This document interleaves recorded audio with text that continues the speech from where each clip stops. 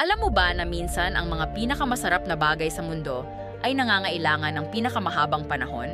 Si Tommy ay hindi ito naniniwala. Gusto niyang gumawa ng perpektong birthday cake para sa kanyang mama, pero ayaw niyang maghintay. Binilisan niya ang paghalo ng batter, tinaasan niya ang init ng oven, at sinubukan niyang lagyan ng frosting ang mainit na cake. Bawat shortcut ay naging mas malaking disaster. Biglang lumitaw ang isang mahiwagang kitchen timer na nagsalita sa malambing na tinig ng lola. Halika, Tommy, ipapakita ko sa iyo ang mga sikreto ng kalikasan.